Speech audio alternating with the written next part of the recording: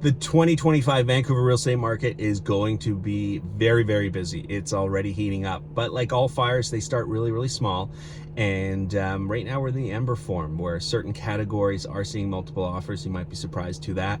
And other categories are still very, very cold. However, the reason I know 2025 is going to be one of the busiest years in the last half dozen is because I am starting to get a lot of phone calls from people who have been renters for years.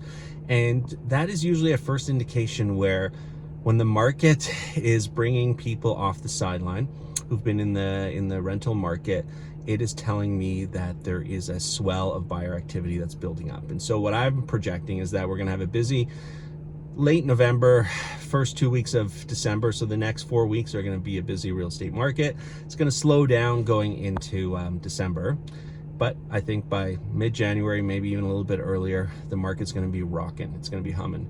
And so what does that mean to you? If you're a seller and you've been on the market for a period of time already, I think what that means is, yes, next year the market will grow into more inventory. So some prices that aren't being realized today would get activity next year. Equally, there'll be more competition, and probably that new competition is going to be coming onto the market at reflective prices of what's sold this fall. So if I was a seller and if I hadn't sold yet for a while, I would really figure out what have been the parameters. Have we been getting, or the metrics? Have we been getting offers but it hasn't come together on price? Have we been getting no offers and lots of showings? Have we been getting no showings? And all that information would tell me how aggressive I would reposition my product in the new year.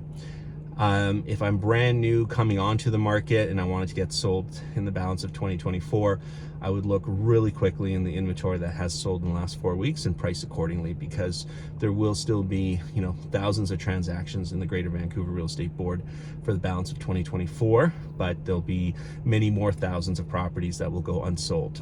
And if you're watching this in late 24 or into 2025 and you're a seller, 2025 is going to be a great market. However, it's going to be a busy market with a lot of inventory. And I don't know if the prices are going to grow as much upwards as people think they will, because I think buyers are really constrained by market conditions. I mean, everything is super expensive. And unlike the growth period coming out of COVID, where discretionary spending was at some all-time highs, it's actually the opposite right now. People have very little savings in their bank. Many buyers have intentions and needs of upsizing. They're not in their final home, but they're limited with what they're able to afford and what they're able to manage. And one of those things that proves that to me is I've been certainly involved in quite a few multiple offers in the last couple of weeks.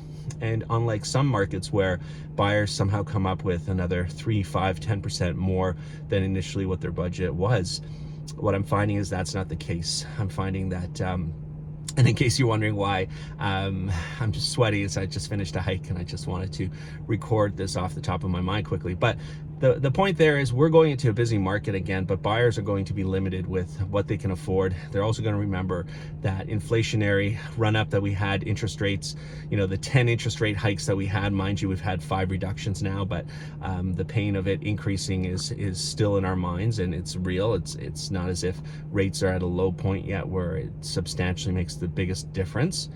So all in all, as I'm getting phone calls from people who have been renting for years, who in previous markets tried to buy, but they felt the market was getting too busy or was too competitive, when those folks are starting to call me, when they're getting active again, when they're starting to think about buying, it tells me that that is just the beginning of a big flood of buyers hitting the market.